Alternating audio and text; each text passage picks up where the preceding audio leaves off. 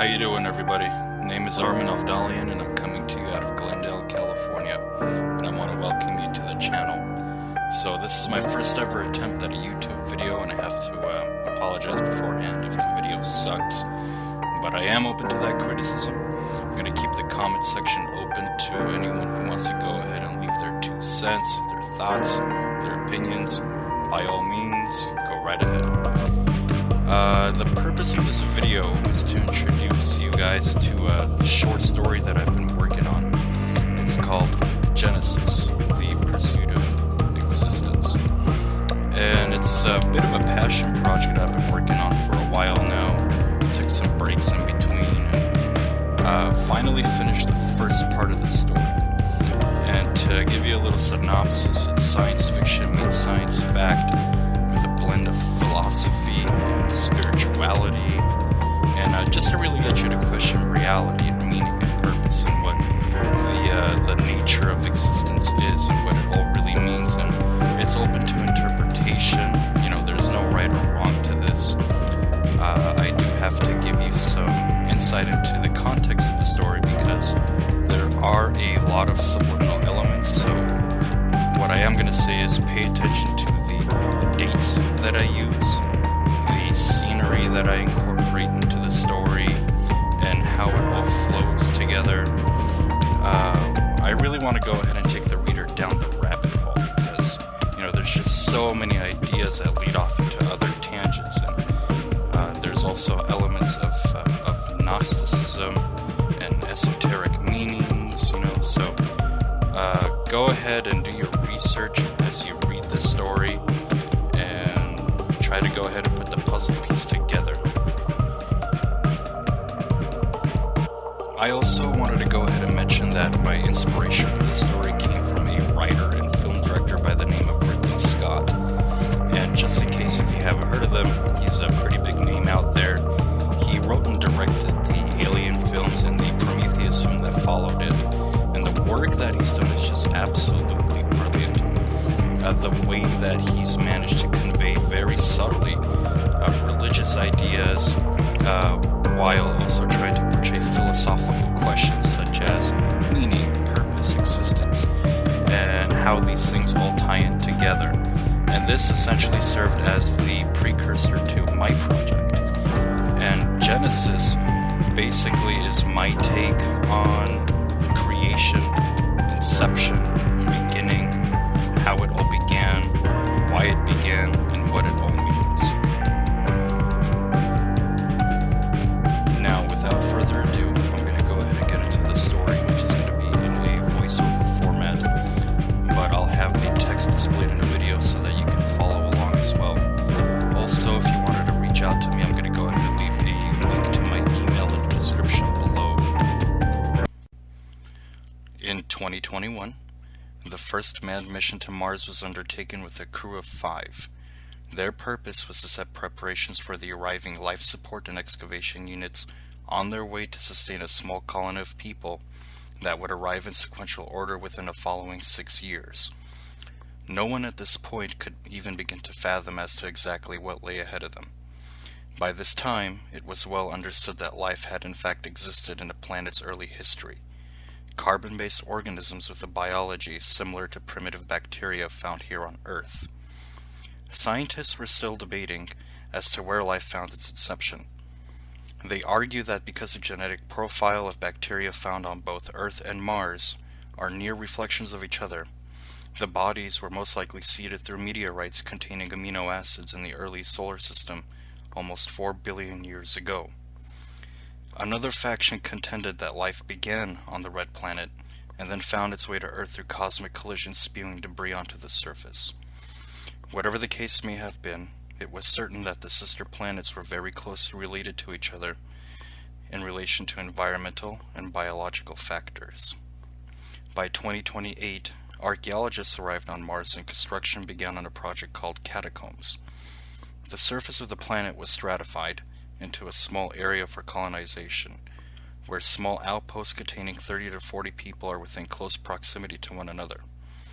Eventually, that plot of land would become the first major settlement, with a population of 5,000.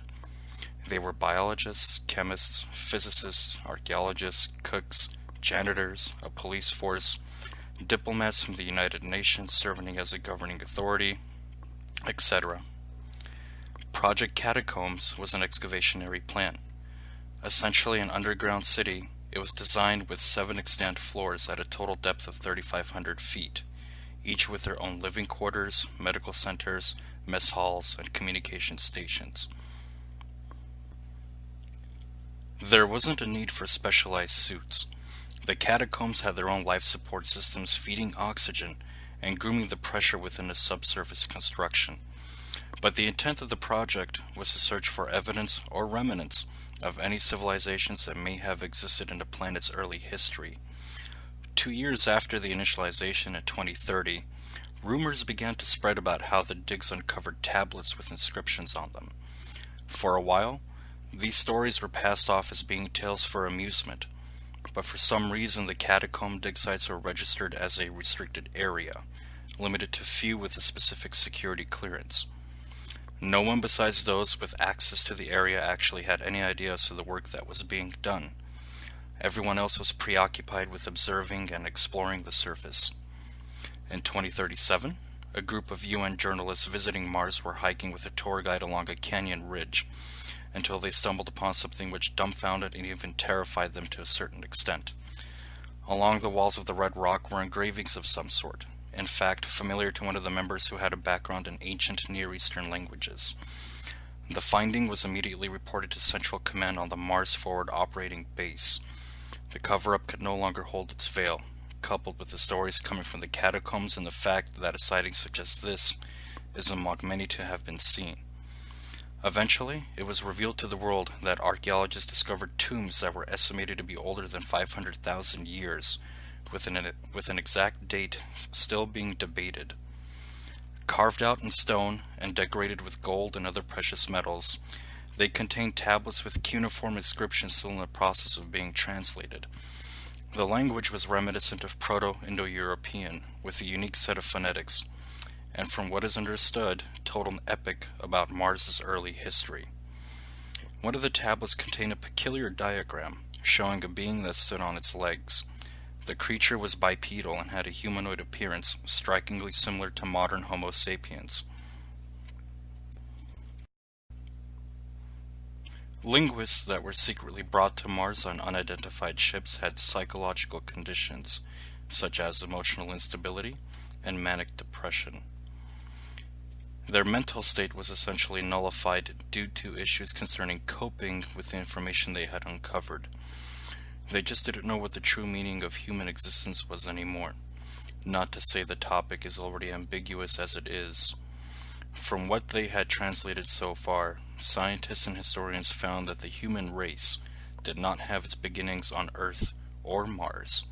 In fact, it had existed for billions of years, and the point of inception was a galaxy nowhere near the Milky Way. Shortly after the awe-inspiring news release, it was decided by the UN that colonization of the solar system and beyond is a new directive, and funding was provided by corporations all across the globe for this brave new endeavor. This would entail the development of propulsion systems that are contrary to traditional chemical-based rockets, which proved to be obsolete.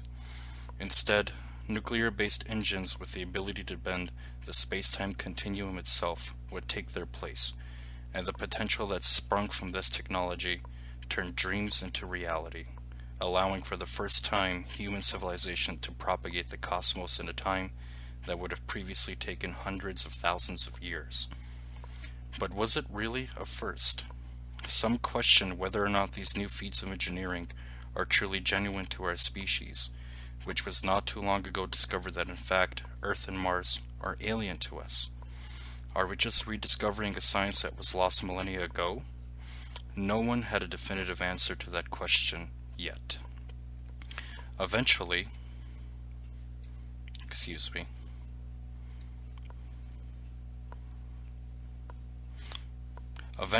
the vast majority of the moons orbiting the gas giants Jupiter and Saturn were propagated as well, but no hints of previous settlement were uncovered. Perhaps our ancestors, as they are now called, were looking for planets that were already hospitable to their biology, and decided to seed those that they were sure could nurse our evolutionary process.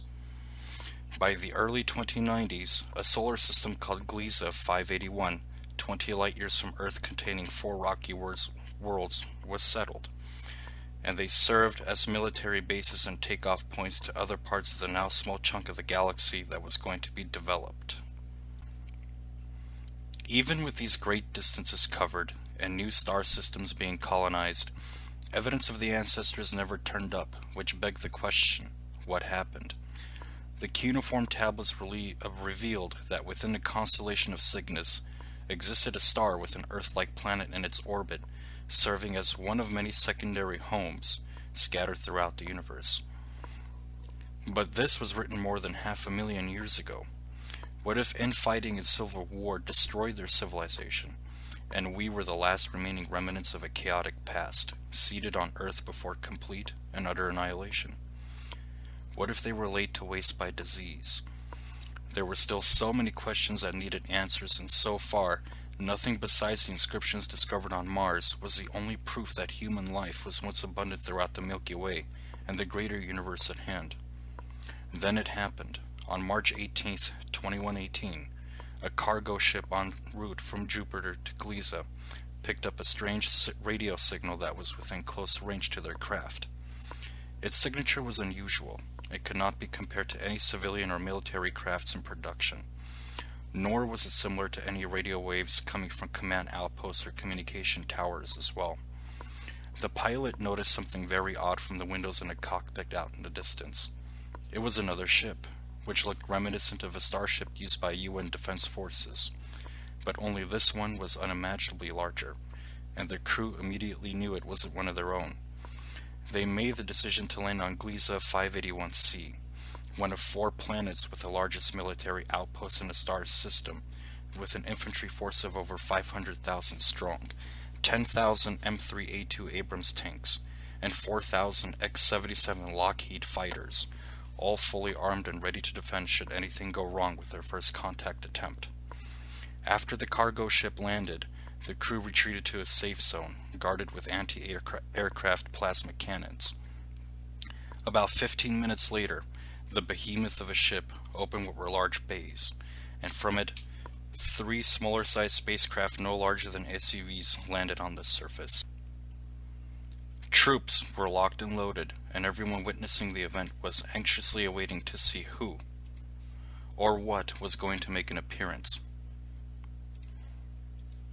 The beings that exited their craft were 8 feet tall, weighed about 370 pounds, with dark brown to black hair, and had green or brown eyes. Their skin was a shade of gray that was pale, and all had an exceptionally toned muscle structure. They looked almost exactly like us, but just taller and probably stronger as well. A UN diplomat on the planet was present and immediately went towards one of these creatures to greet them. The humanoid began to speak in a language that wasn't familiar to anyone's ears until a linguist with a handheld translator recorded their words. These beings were speaking Proto-Indo-European, and were trying to explain that they had picked up a signal from the cargo ship carrying a tablet from Mars, that the inscription was encoded at the atomic level with an electromagnetic beacon intended for the ancestors to find. They then explained that they too were on a quest searching for the forefathers that had seeded life throughout the cosmos in their image, the ancestors. The UN diplomat denied their request, attempting to justify his stance by arguing that our civilization was the rightful owner of all the tablets, since they had discovered them back home in our solar system. The other faction reasoned that no one person or entity is a genuine bearer of the inscriptions, and those that have left behind the tablets were the true owners. They also contested that we truly did not have any idea as to what was being dealt with, the powers and forces not yet understood that our society was attempting to exploit, the same energies that brought Mars to its demise so many years ago. But the last statement that was made, which sent a chill down the spines of everyone that was present, was the least expected one. The beings argue that they are vastly more intelligent, physically capable, and more pleasing and attractive to the eye. On a societal stance, they're just as well greatly more advanced than us, with culture and governmental practices. So for these reasons, we were given an ultimatum to surrender our arms and to submit to their rule for being of inferior stock compared to the ancestors. This is when the war started. Immediately after our refusal to accept submission, plasma cannons across Gliesa 581C opened fire, turning night into day with streaks of blue lines filling the sky. They were trying to shoot down the hordes of dropships containing their troops from landing and mobilizing, but there were too many. Our soldiers set a front line with infantry and armor, littering the air with tracers and plasma rounds going back and forth. It was grand and epic to say the least, with the fighting filled with rage and fury. Within the first 2 hours, 126,000 lives were lost, along with 2,700 tanks and 1,000 fighters, with the death toll steadily rising. Our foe earned a new nickname, Supermen, because of their glorious display of sheer strength and speed. There was an instance where one of these Supermen picked up a grown 200-pound man with a single hand, smashed him to the floor, then with his foot stomped and crushed his skull without any effort. We thought to ourselves, what did we do to deserve this fate? A desperate call for reinforcements was made, but it was futile. Gliesa would meet its downfall within 2 months. Any other solar systems that our civilization had colonized followed shortly after. Alpha Centauri, Proxima Centauri, Regal Centaurus, and Ross 248 all fell after 6 years of desperate and intensive combat. Eventually the Supermen made their way into our backyard, here in our solar system. Saturn didn't last very long. It was conquered in 5 weeks. But Jupiter put up a stubborn fight, with the enemy being forced to acquire every inch of each moon, and their valiant effort gave Earth enough time to prepare for the worst.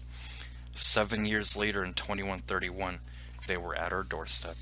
The planet that had nurtured our evolution and allowed for the perfect chemical pools to sustain their environmental conditions that led life to develop in the first place. Our home is now littered and practically destroyed, with 95% of all cities in the world transformed into rubble. 8 billion lives were lost on Earth alone, not counting the number of planets and moons colonized in the solar system and other star formations in a galaxy. After years of resistance, there were only 750 million of us left fighting within the ruins of cities using guerrilla tactics. But I don't believe we will last much longer until we decide to submit to their rule as second-class citizens. My name is Captain Michael Richardson. End of log, dated March 18th, 2140, Commander of Resistance Sector 12, Anti-Armored Division. Artificial perfection will never surmount to universal purity. This sums up part 1 of the story, and I definitely know there are mistakes in here and there's definitely room for improvement. So if you found anything, go ahead and leave them down in the comments section below. If you like the story, if you dislike the story, again, like I stated in the beginning, I am open to criticism and all kinds of criticism. So leave your thoughts, your ideas, your opinions down there below as well. Thank you for taking the time to read this work. I'm curious to see how the audience process this, or what are some of the things that they might even come up with as well. Some of the deeper, more philosophical questions that are implied, what the audience thought that they've seen throughout the context of the story as well. So if this thing does take off, I'll get to working on part 2. So let me know if you would like a continuation of that as well. And stay tuned for next time.